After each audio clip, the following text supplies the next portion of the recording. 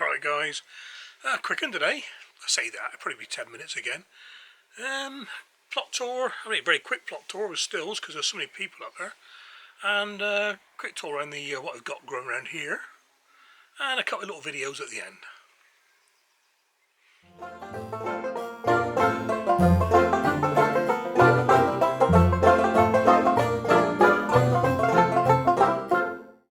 Okay, here we go then. This is the bed that had garlic in earlier last year, and then kale and celeriac. I was going to do the proper no dig thing and leave the roots in, but I tell you what, I couldn't get my fingers through them to put the spuds in. So what I've done, I've planted potatoes now. And as I zoom in, you can see little sticks at the back there. Left hand one is Bonnie, then Kestrel, and the right hand one is a McCain Royal, and that is a main crop potato. And I want to see if main crops or indeterminates can actually grow no dig. So we'll see what it goes with that, eh? Right, next bed up. Celeriac, brilliant again.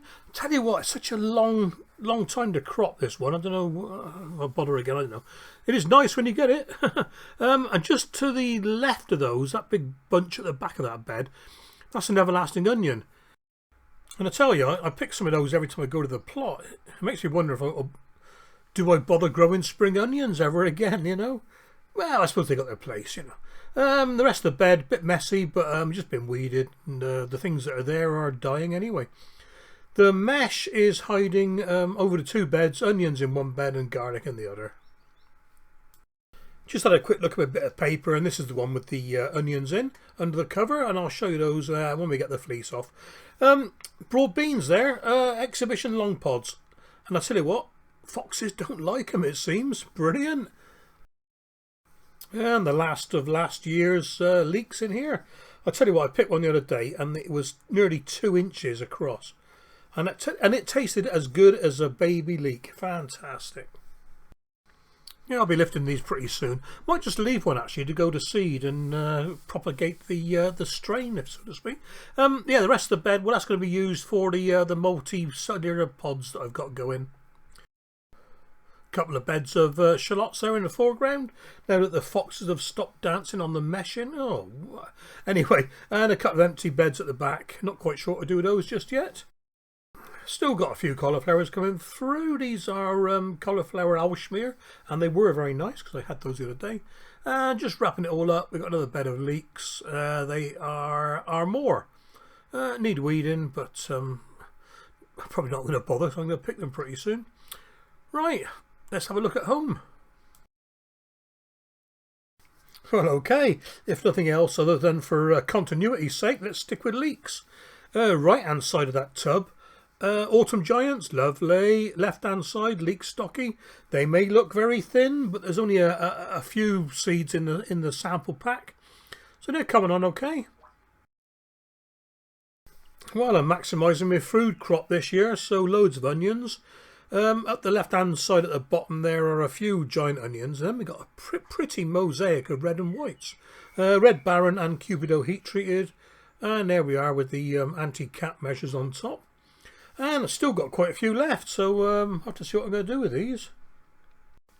This 144 cell tray is absolutely fantastic. Not going to go through every variety, but left to right we've got chives from Brainstorm Acres.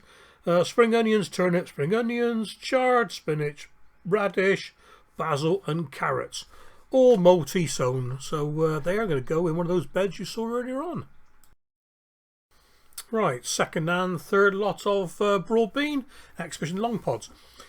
All the empty cells you see there were from a famous Welsh exhibition supplier.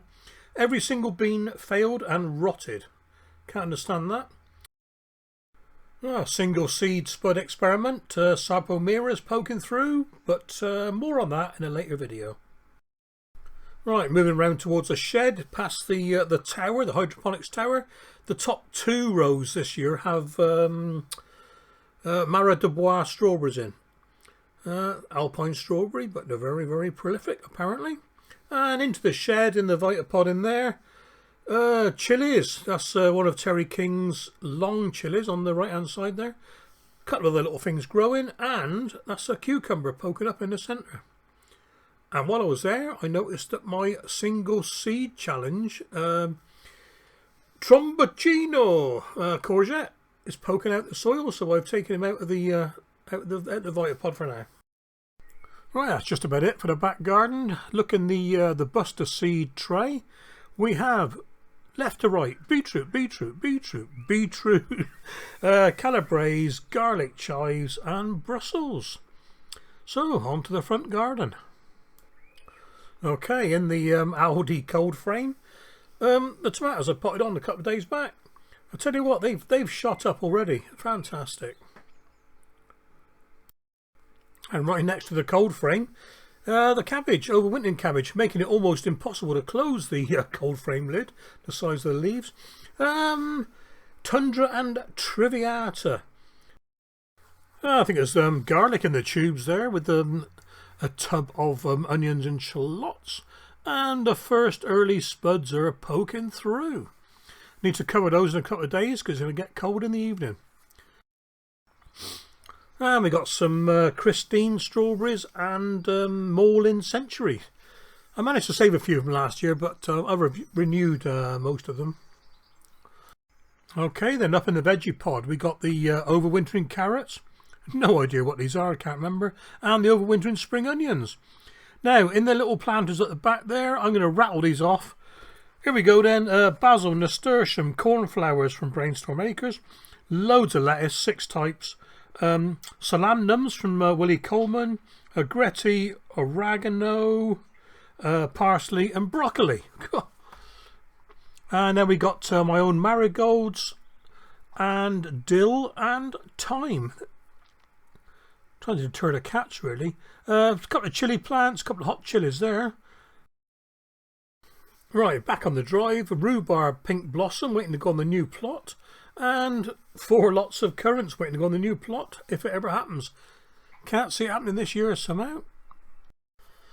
Just as I took my last photograph, Mr. Amazon arrived. What a timely delivery that was. Guess which one I was waiting for the most. Right, I managed to get quite a few of the old tomatoes potted on. There's quite a few varieties there.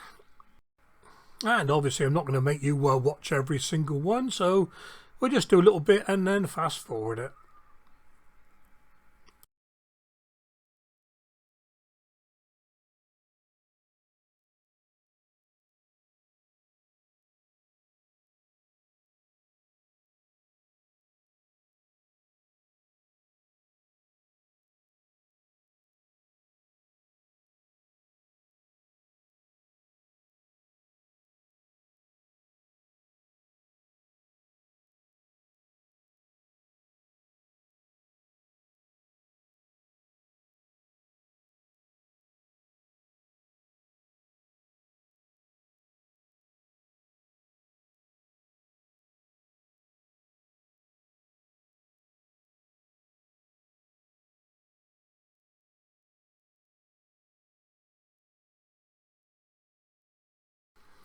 Well, those of you that follow me will know that last year I tried the easy plug, easy block, easy pyramid system.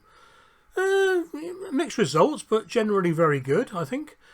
Anyway, I've saved the 3 pyramids, so what I'm going to do, Thrifty Steve, I'm carving the centres of them out, and I'm going to reuse them this year.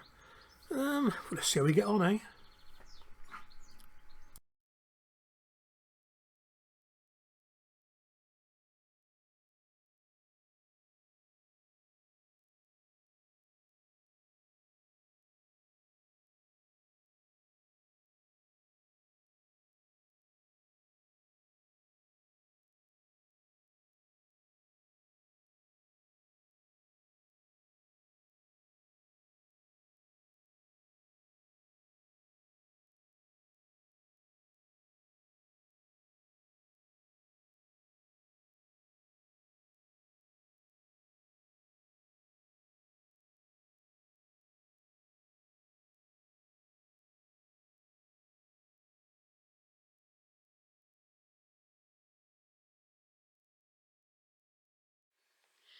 Right, just before we wrap up then, Mags over at my garden and the dinosaurs who live there wants to know how to do a U-bend in a long leggy tomato.